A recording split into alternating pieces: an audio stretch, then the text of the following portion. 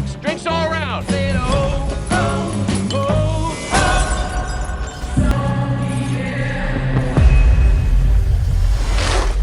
You don't get to pick the one you get. Just gotta love the one you got.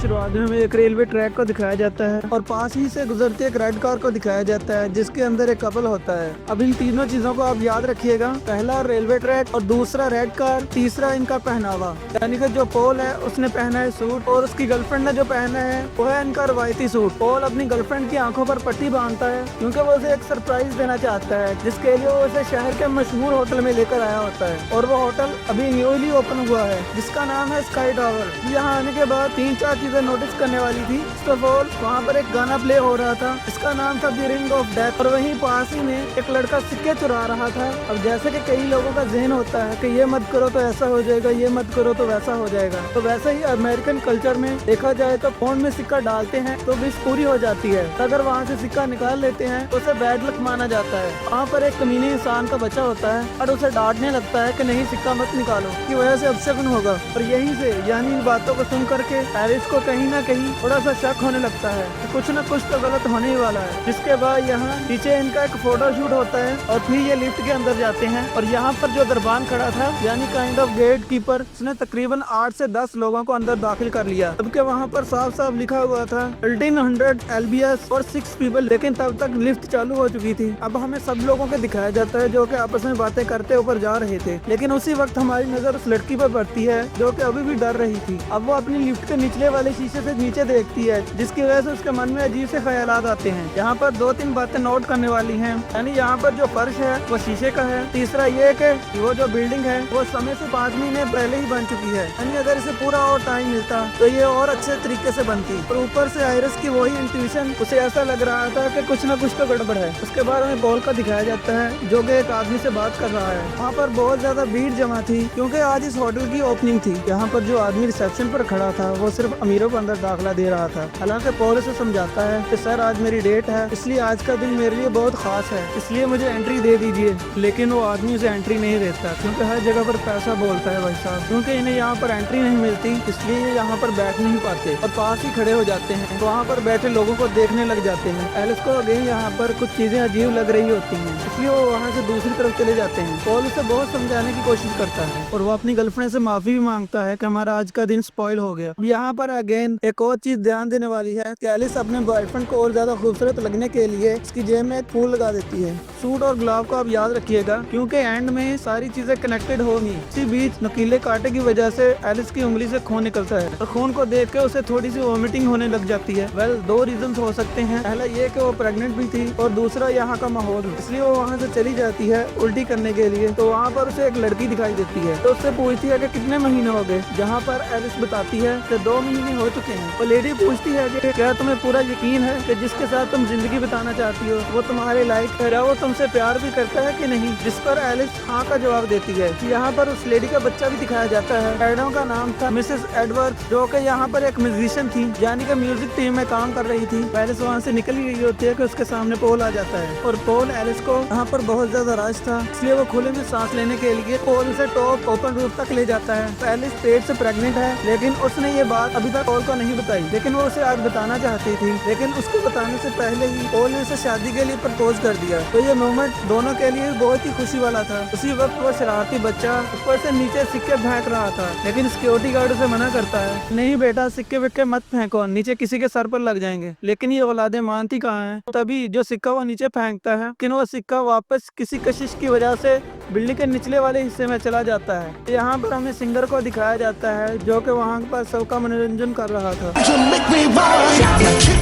तो सभी लोग वहाँ पर dance कर रहे थे और एंजॉय कर रहे थे। अब जब सब लोग इकट्ठे डांस कर रहे होते हैं तो फ्लोर के निचले वाले हिस्से में एक बैरियर होता है जिसके अंदर से एक हुक निकल जाता है और वो हुक सीधा जाकर गैस सिलेंडर में लगता है, जिसकी वजह से गैस लीक होना शुरू हो जाता है। अब इसी बीच हुआ यह था कि किसी ने रेस्टोरेंट के अंदर एक शैंपेन की बोतल ओपन की थी, तो जो कि उसका कैप था वो सीधा झूमर से टकराया। झूमर का एक नुकीला पॉइंट यानी कि एक टुकड़ा और सीधा फ्लोर वाले शीशे में आके लगा, इससे कांच टूट गया। अब ये लोग जो इकट्ठे डांस कर रहे होते हैं तो कांच की जो दरारें थी वो और ज्यादा बढ़ना शुरू हो जाती हैं और अब एक एक करके लोग उससे नीचे गिरते गए। अब पोल भी उसमें लटक जाता है। बेचारा वो खुद को बचाने की बहुत ज्यादा कोशिश करता है लेकिन वो भी नीचे गिर जाता है और मर जाता है। उसी वक्त हम देखते हैं कि जो गैस फैल गई थी तो वहाँ पर जो कुकिंग कर रहा था तब उसकी आग से एक औरत जल जाती है और जलती हुई औरत उसी तरह भागती है जिधर गैस सिलेंडर लीक हो रहा है। इसकी वजह से एक बहुत बड़ा धमाका होता है जिसकी वजह से रेस्टोरेंट का आधा हिस्सा जल जाता है। तो अब रेस्टोरेंट के आधे हिस्से में जो लोग बचे होते हैं वो सोचते हैं कि लिफ्ट के जरिए नीचे चले जाएं। अब वो लिफ्ट के अंदर जाते हैं तो कुछ लोग धक्का मुक्की करते हैं। तभी हम देखते हैं कि जो 8 कैपेसिटी वाली लिफ्ट थी उसमें काफी लोग जमा हो जाते हैं। वो लोग तकरीबन 12-13 थे। अब जैसे ही लिफ्ट ओवरलोड होती है तभी एक शख्स जो अंदर घुस नहीं पाया था सबसे पहले वो मरता है। बाकी के जो लोग अंदर जा चुके थे वो भी एकदम से धड़ाम से गिर जाते हैं और मारे जाते हैं। इनफैक्ट जो शरारती बच्चा था जो कि बच करके वहाँ से निकल आया था सीढ़ियों से उतर करके तभी पियानो उसके सीधा सर पर गिरता है और जो सिक्का उसने पाउंड से चुराया था वो वापस पाउंड के अंदर ही चला जाता है। और वहीं दूसरी तरफ हमें एलिस को दिखाया जाता है जो कि खुद को बचाने की बहुत ज्यादा कोशिश करती है।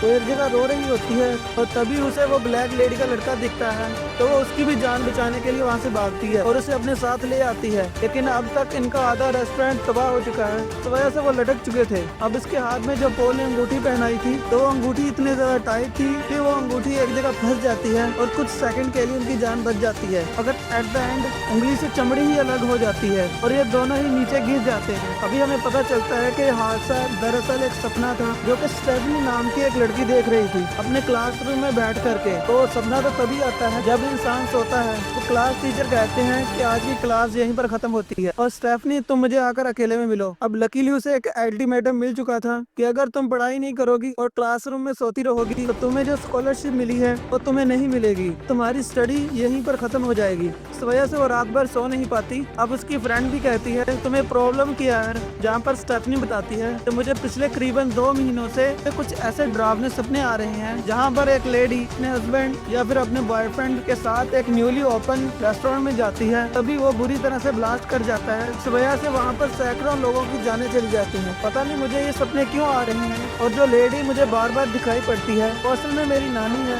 यानी कि मेरी मॉम की मॉम। तभी उसकी दोस्त कहती है कि ठीक है तो अपनी मॉम से जाकर पूछो आखिर ये सपने मुझे क्यों आ रहे हैं। तो अगली सुबह हमें दिखाया जाता है स्टेफनी गाड़ी में बैठकर निकल पड़ती है अपनी मॉम से मिलने और वो जल्दी अपने घर पहुंच जाती है। अब यहाँ पर मैं इनकी फैमिली को थोड़ा सा इंट्रोड्यूस कर देता हूँ। यहाँ पर हम देखते हैं मिस्टर मार्टी जो कि एशियन है पर इनकी बेगम का नाम है डार्लिंग और वो इन्हें छोड़कर जा चुकी थी। अब इनकी बच्ची तकरीबन 10 साल की थी। तब मार्टिन और डार्लिंग के 2 बच्चे थे, बेसिकली बड़ी बच्ची स्टेफनी और दूसरा बच्चा चार्ली। अब स्टेफनी अपनी पढ़ाइयों में इतनी ज्यादा बिजी रहती है इसलिए वो यहाँ कभी आती जाती नहीं। वो छुट्टियों में ही 7-8 दिन के लिए आ जाया करती थी लेकिन इस बार वो मिड में ही आ चुकी थी। अब वो अपने भाई से मिलती है जो उसे देखकर ज्यादा खुश नहीं था। वो अपनी बहन से बहुत ज्यादा रूडली बात करता है तो वहाँ से चला जाता है। तभी स्टेफनी अपने फादर से बोलती है कि मुझे अपनी नानी के बारे में कुछ जानना है लेकिन उसके फादर मना कर देते हैं। तो वो कहता है कि नहीं बेटा वो एक पागल औरत थी जिसके बारे में जानना कुछ खास बात नहीं है। अब यहाँ पर हमें पता चलता है कि जो चार्ली है वो तैयार होकर अपने मामू के घर जा रहा था क्योंकि उनका घर यहीं पास में ही है। तो बात को सुन करके स्टेफनी को मौका मिल जाता है मामा के घर पर जाने का। अब वो चार्ली को अपनी ही गाड़ी में बिठा करके वहाँ से मामू के घर रवाना हो जाती है। इसी दौरान वो कहती है कि मैं अगर तुम्हें कुछ बताऊं तो तुम इस बात को किसी और से शेयर तो नहीं करोगे। इस पर चार्ली उससे वादा करता है। तभी स्टेफनी उसे बताती है कि मेरे नंबर कम आए हैं और ये बात किसी को बताना मत, अगर मैं फेल हो गई तो स्कॉलरशिप कैंसिल हो जाएगी इसलिए मैं बहुत ज्यादा डरी हुई हूँ। और नंबर कम आने का रीजन ये है कि मैं 2 महीनों से सोई नहीं हूँ ठीक से जिसकी वजह से क्लासरूम में ही नींद आ जाती है और क्योंकि पढ़ाई के वक्त नींद आ जाती है इसलिए पढ़ाई ठीक से हो नहीं रही। तो यहाँ पर ये शरारती वादा तो कर लेता है लेकिन जैसे ही ये मामू के घर पहुँचते हैं। यहाँ पर हमें स्टेफनी के मामू को दिखाया जाता है जिनका नाम होता है हावर्ड और इनके वाइफ का नाम है ब्रेंडा और इनके 3 बच्चे हैं, एरिक, बॉबी और जूलिया। इनमें से एरिक सबसे बड़ा है और उसके बाद जूलिया और बॉबी सबसे छोटा। वहीं दूसरी तरफ हमें स्टेफनी की मामी को दिखाया जाता है और उनसे जाकर मिलती है और पूछती है मुझे आपकी मम्मी यानी कि अपनी नानी के बारे में कुछ पता चल सकता है। तो हावर्ड बताता है कि हमारी मम्मी पूरी तरह से पागल हो चुकी थी, हर वक्त उसे मौत का मंजर डराता रहता था। उन्होंने अपने साथ साथ हम दोनों बहन भाइयों का जीवन भी खराब कर दिया, यानी कि मेरा और तुम्हारी मॉम का। इसलिए उनके बारे में ज्यादा बात मत करो और उनकी बातों से दूर ही रहो। हालांकि वो कभी कभी हमें कार्ड लिखा करती थी, लेकिन न जाने मैंने वो कार्ड भी कहां पर फेंक दिए, ये मुझे भी नहीं मालूम। लेकिन स्टेफनी अपनी मामी से जैसे तैसे करके पूछ ही लेती है क्या वो कार्ड अभी भी पड़े हैं। स्टेफनी की मामी बोलती है कि मैं इस बारे में तुम्हारी मदद करना तो नहीं चाहती, लेकिन नीचे कमरे के दाहिनी तरफ के दरवाजे को खोलना मत। यानी कि उन्होंने स्टेफनी को बता दिया था। अब स्टेफनी सीधा उस कमरे में जाती है और उस ड्रॉ को खोलती है जिसमें काफी सारे कार्ड बड़े होते हैं। अब वो उनमें से चिट्ठियां निकालती है जिसमें उसे एलिस का एड्रेस मिल जाता है। अब यहाँ से उसकी जर्नी स्टार्ट होती है जो कि एक बहुत लंबा रास्ता था। अब वो एक जंगल के रास्ते आगे बढ़ती है। अब वो एक बड़े से गेट के पास जाकर रुकती है और अपनी गाड़ी से बाहर निकलती है और अपनी जैकेट को पहनती है। अब हमें दिखाया जाता है कि एलिस कैमरों के जरिए स्टेफनी को देख रही है। अब स्टेफनी अपनी मोबाइल और चाबियां बाहर ही एक बॉक्स में रख देती है, तभी वहाँ पर दरवाजा खुल जाता है। अब स्टेफनी भी यहाँ पर डर रही होती है, वो डरती डरती आगे बढ़ती है। अब स्टेफनी को यहाँ से अंदर जाते वक्त 3 चीजें दिखाई देती हैं।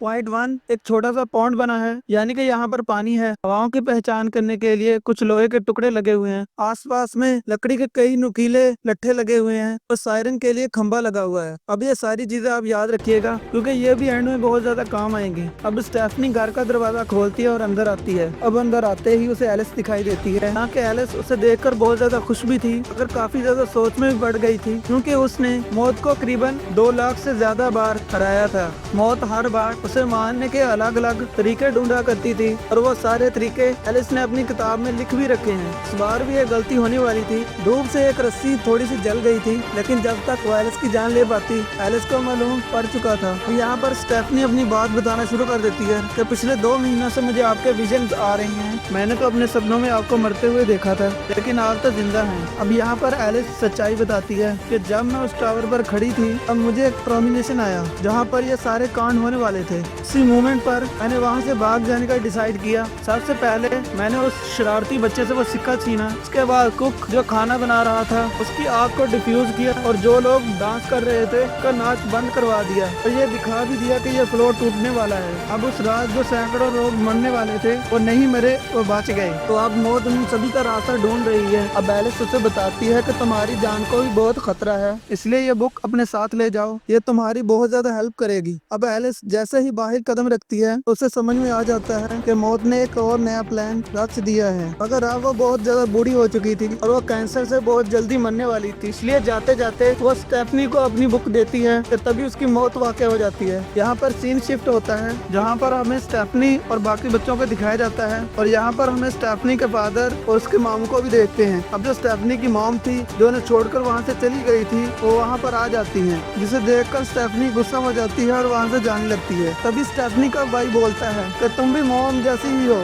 जब तुम्हें जरूरत पड़ती है तुम घर आ जाती हो और बाकी अपनी जिंदगी में खुश रहती हो। स्टेफनी वहाँ से चली जाती है। स्टेफनी को अपने घर में दिखाया जाता है जैसा कि फ्यूनरल पर पूरा का पूरा परिवार इकट्ठा हुआ है, तो वो साथ में लंच करने का डिसाइड करते हैं। और जहाँ एक तरफ स्टेफनी बुक को रीड करती है कि अगला किसका नंबर है as per the blood line, वो बुक में से चेकआउट करने की कोशिश करती है। वहीं दूसरी तरफ लंच की पूरी प्रिपरेशन चल रही होती है जहाँ पर एरिक गैस फिट कर रहा था। अंकल जी बच्चों के साथ में गेम खेल रहे थे, हर कोई अपनी मस्ती में था। इसी बीच सफाई के दौरान एक कांच की गिलास टूट जाती है और जो टूटा हुआ कांच था वो बर्फ में मिक्स हो जाता है और ये बर्फ ड्रिंक्स में जा करके हर किसी को शेयर हो जाता है। अब जो ट्रेलर में दिखाया गया है कि कांच का टुकड़ा किसी न किसी को तो जान लेने वाला है, मगर वो ये वाला कांच का टुकड़ा नहीं था, वो बेसिकली दूसरी कांच की बोतल थी जिसके नीचे गिरने से एक मशीन का एयर प्रेशर शुरू होता है। एयर प्रेशर से पाइप तेजी से हिलता है, वो हिलने से वो नुकीले डंडे रखे हुए थे जिससे घास वास साफ की जाती है, वो गिरती है एक मशीन पर।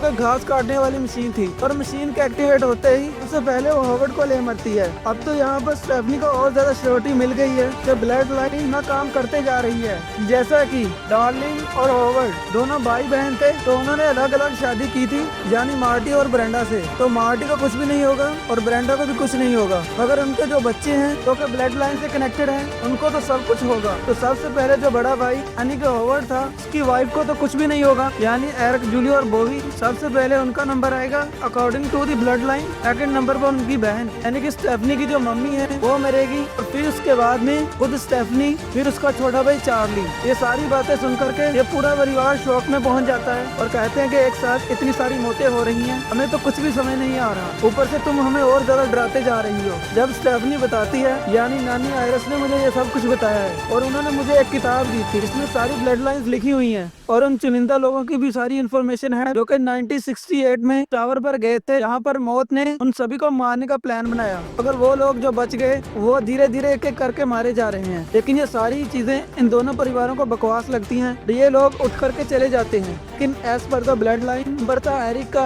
जो कि एक टैटू आर्टिस्ट था, और स्टेफनी को उसके बारे में काफी ज्यादा फिक्र हो रही थी। यहाँ पर सीन शिफ्ट होता है। अब यहाँ पर हम एरिक को टैटू बनाते हुए देख सकते हैं। किसी लड़की के टैटू बना रहा था और टैटू बनाने के बाद जब वो लड़की वहाँ से चली जाती है तो वह गाने सुनना शुरू कर देता है। लेकिन इसी बीच होता क्या है कि जो गाने जो फुल वॉल्यूम में चल रहे थे, जिसकी वजह से टेबल पर पड़ा एक खिलौना नीचे गिर जाता है, जिसके अंदर से एक लिक्विड सा निकलता है जो नीचे फ्लोर पर फैल जाता है। और उसी वक्त जो चैन घूम रही थी वो उसकी नाक की बाली में अटक जाती है। अब वो उस चेन को अपने नाक से छुड़ाने की काफी ज्यादा कोशिश करता है, क्योंकि पंखा घूम घूम कर उसकी जान लेने ही वाला था। आखिर में हम देखते हैं कि उसका पाँव एक लाइटर पर पड़ता है और लाइटर से आग निकलती है। तभी जमीन पर जो लिक्विड फैला हुआ था उसकी वजह से पूरा का पूरा टैटू शॉप जल जाता है, जिसकी वजह से उसकी भयानक मौत हो जाती है। जैसे ही स्टेफनी सुबह उठती है तो उसे एरिक के बार बार ख्यालात आते हैं और बार बार मैसेज भी कर रही थी एरिक को, लेकिन वो जवाब नहीं देता। तभी वो एरिक से मिलने के लिए अपने भाई के साथ वहाँ से निकल पड़ती है, मगर जैसे ही वो एरिक के घर के पास पहुँचती है वहाँ से एरिक जिंदा दिखाई देता है। इससे स्टेफनी शॉक में चली जाती है, कहती है कि मैंने तो तुम्हें कल मरते हुए देखा, तो तुम जिंदा कैसे हो? यहाँ पर एरिक बताता है, हाँ यहाँ पर कल ऐसा कुछ हुआ तो था जैसा तुम बता रही हो, अगर मैंने जैसे तैसे करके उस जंजीर को अपने नाक से निकाल लिया था, जिसकी वजह से मेरी जान बच गई। अब वो अपने हाथ पर बनाया हुआ टैटू स्टेफनी को दिखाता है। अब यहाँ पर पेड़ पर कुछ कटर लगे होते हैं, बच्चे फुटबॉल खेल रहे थे। ये सारी बातें स्टेफनी को नोट तो हो गई थी कि कुछ न कुछ तो गड़बड़ होने वाली है और वो एरिक को समझा भी रही थी, लेकिन एरिक उसकी बात को ज्यादा सीरियसली नहीं लेता। अब एरिक के पास से एक ट्रक गुजरता है जिसे देखकर वो स्टेफनी का मजाक उड़ाने लगता है। अब वहीं पर हमें जूली नाम की एक लड़की को दिखाया जाता है जो कि फोन चला रही थी, जिससे सामने खेलते हुए बच्चों पर उसका ध्यान नहीं जाता। तो बच्चा जो कि अपने फुटबॉल को लात मारता है, बॉल जा करके गटर से टकराती है, बॉल की गैस निकलने की वजह से जोर से जूली से आके टकराता है और जूली जाकर कचरे के डिब्बे में गिर जाती है। तो कचरे के डिब्बे वाली गाड़ी उसको उठाकर वहाँ से निकल जाती है। अब ये सभी उस गाड़ी के पीछे भागते हैं गाड़ी के ड्राइवर को रोकने के लिए। स्टेफनी जैसे तैसे करके उस गाड़ी के ऊपर चढ़ती है। तभी हम देखते हैं कि गाड़ी के ड्राइवर ने अपने कानों पर हेडफोन लगाए थे, जिसकी वजह से उसे उनकी आवाजें सुनाई नहीं देती। अब स्टेफनी जैसे तैसे करके ऊपर चढ़ जाती है और जूली को बचाने के लिए अपना हाथ देती है, लेकिन तब तक कचरे को प्रेस करने वाली मशीन ने जूली को ही कचरे की तरह पिचका दिया। जैसा कि घर में 2 मौतें हो चुकी हैं, मतलब हार्वर्ड की और उनकी बेटी की। अब जूली वापस अपने घर पे आ जाती है और बहुत जोर जोर से रोती है। अब यहाँ पर वो सब बैठकर बातें कर रहे होते हैं। सारे लोग बहुत ज्यादा कंफ्यूज थे कि थ्योरी में कैसे गड़बड़ हो गई। तभी ब्रेंडा यहाँ पर सच्चाई बताती है कि एरिक जो था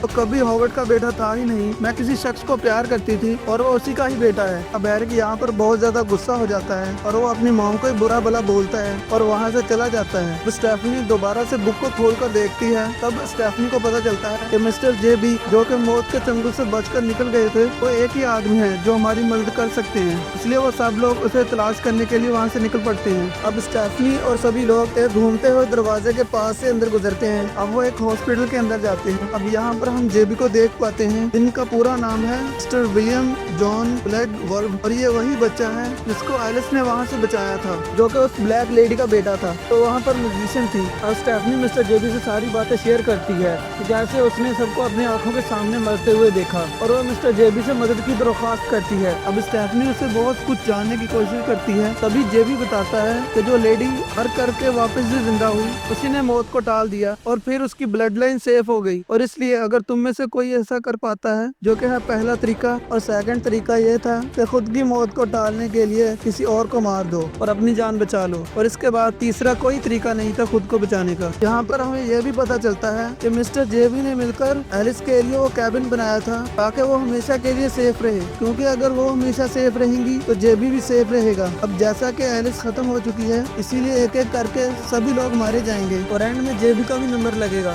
अब स्टेफनी ये बातें सुनकर बहुत ज्यादा शौक में आ जाती है। जब तक कि स्टेफनी यहाँ पर कुछ और समझ पाती तो तभी पीछे से एरिक अपने छोटे भाई बॉबी को हॉस्पिटल में कुछ और तिकड़म लगाने के लिए ले जाता है। वो सोचता है कि किसी ऐसे इंसान को मार दें जिसके पास जीने के लिए ज्यादा दिन ना हो, तब उसकी जिंदगी बॉबी को मिल जाएगी। तभी उन्हें एक बच्चा दिखाई देता है, लेकिन बच्चे को मारना इन दोनों को गवारा नहीं होता। तो ये सोचते हैं कि दूसरा वाला तरीका आजमाते हैं। इसके अंदर खुद मरने के 5 मिनट बाद अगर वापस जिंदा कर दिया जाए उस इंसान को, तो उसकी मौत अगेन हमेशा के लिए टाली जा सकती है। तो ऐसा करने के लिए वो एक पीनट चुनते हैं, क्योंकि पीनट खाने से बॉबी का गला चौक हो जाया करता था। अब ये जिस मशीन से पीनट निकालने वाले थे उससे वो पीनट निकल नहीं रहा था। तभी वो पीछे से ठोकते हैं कि उसकी स्प्रिंग ढीली हो जाती है। अब जिस रूम के अंदर ये काम करने वाले थे वो एक MRI रूम था। MRI रूम की ये स्पेसिफिकेशन होती है, अगर यहाँ पर कोई लोहे वाली चीज होगी तो फिर मेटल की चीज होगी, वो खींच करके MRI मशीन से चिपक जाएगी, क्योंकि वो बहुत ज्यादा मैग्नेटिक फील वाला होता है। तो एरिक का प्लान था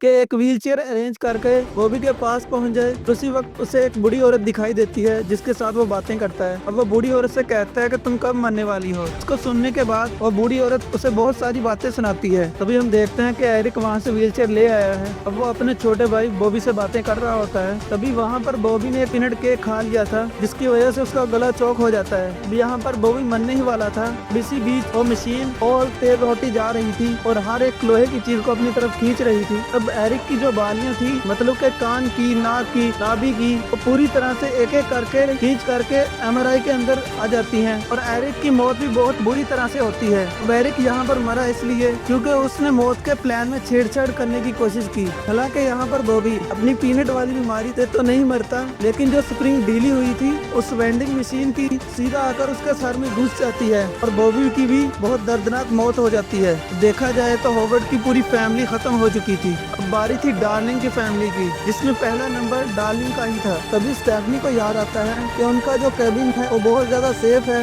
नाम उसे केबिन दिया गया है, बल्कि वो एक रिमोट एरिया था। अब ये वहाँ पर अपनी गाड़ी के जरिए निकलने की कोशिश करते हैं। बिटवीन जब डार्लिंग गाड़ी चला रही थी तभी एक ट्रक उसे जान से मारने वाला था। इसलिए डार्लिंग कहती है कि ठीक है, मैं गाड़ी नहीं चलाऊंगी, गाड़ी तुम चलाओ। अब यहाँ पर एक खास मोमेंट है, इसे आप याद रखिएगा। जब ये लोग गाड़ी से जा रहे थे कि तभी इतने सालों से एलिस ने जो सिक्का उस शरारती बच्चे से लेकर छुपाया था, जो कि उस किताब में भी था, जो फिलहाल के लिए स्टेफनी के पास था, वो स्टेफनी के पास भी नहीं रहता। वो बुढ़िया उस सिक्के को उठा करके अपने साथ ले जाती है। अब इसके आगे क्या कांड होगा वो तो आगे चलकर ही पता चलेगा। वापस से हम स्टेफनी की फैमिली को देखते हैं। स्टेफनी अपने परिवार को लेकर के उस कैबिन में पहुंच जाती है, लेकिन यहाँ पर तो बहुत सारे बैरियर्स थे और मौत इनके पीछे आने वाली थी, इसलिए तेजी से गाड़ी को अंदर घुसा देते हैं। वो गाड़ी सीधा दरवाजे से टकराती है और टूट जाती है। अब वो वहाँ पर मौजूद काफी सारी चीजों को तोड़ देती है, जैसे कि वहाँ पर मौजूद खंबा, इलेक्ट्रिसिटी। अब ये जो मैंने आपको मूवी के बीच में बताया था कि ये पौंड, ये खंबे, ये पानी, ये लकड़ी, ये सब कुछ याद रखिएगा। तो उनकी बारी अब आती है। बेसिकली ये जो नुकीले लट्ठे थे जिसने बस को ऑलमोस्ट डिस्ट्रॉय कर दिया था,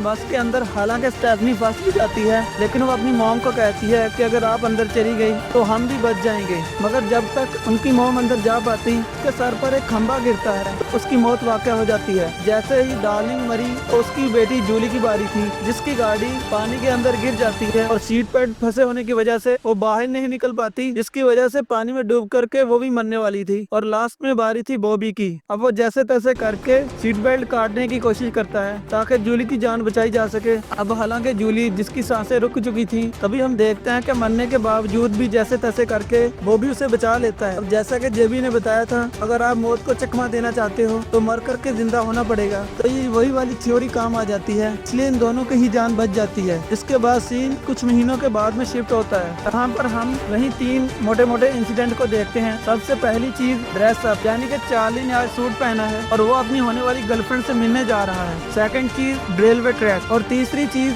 वो गुलाब, जो कि मैंने आपको मूवी की शुरुआत में भी बताया था। तो गुलाब के कांटे से उंगली से खून निकल जाता है। तो यही चीजें स्टेफनी के साथ भी होती हैं। इसको देखकर स्टेफनी का मन घबराने लग जाता है कि कुछ न कुछ तो गलत होने ही वाला है। वहीं पर हम बॉबी की गर्लफ्रेंड को देख पाते हैं जिसने सेम वैसी ही ड्रेस पहन रखी थी जो कि उस वक्त एलिस ने पहन रखी थी। तभी हम लाल गाड़ी को रेलवे ट्रैक से क्रॉस होता हुआ देख पाते हैं और ये लाल गाड़ी कौन चला रही थी? वही बूढ़ी आंटी जो कि हॉस्पिटल के अंदर शराब देकर गई थी कि तू तो मरेगा, और वो सिक्का उसने अपने पॉकेट में रख लिया था। वो गुजरते वक्त उस रेलवे ट्रैक में अटक जाता है। अब ट्रैक में अटक चुका है तो ट्रेन का रास्ता भी बदलेगा और तभी ट्रेन आकर के पूरे विलास को नष्ट करके रख देती है। हालांकि ये लोग अपनी जान तो बचा लेते हैं, बाकी ट्रेन के जो पीछे वाले डिब्बे थे उनके अंदर लकड़ी के बहुत बड़े बड़े टुकड़े थे, तो आ करके इन दोनों की खोपड़ी फाड़ देते हैं। और यहाँ पर मौत ने अपना पूरा बदला ले लिया एलिस की फैमिली से। इस मूवी के एंड सीन में हम देख पाते हैं कि उस वक्त स्काई टावर पर जितने भी लोग मौजूद थे जिन्हें मौत को अपना शिकार बनाना था, जो लोग बच गए थे, अब मौत एक एक करके उन सभी को अपना शिकार बना रही है।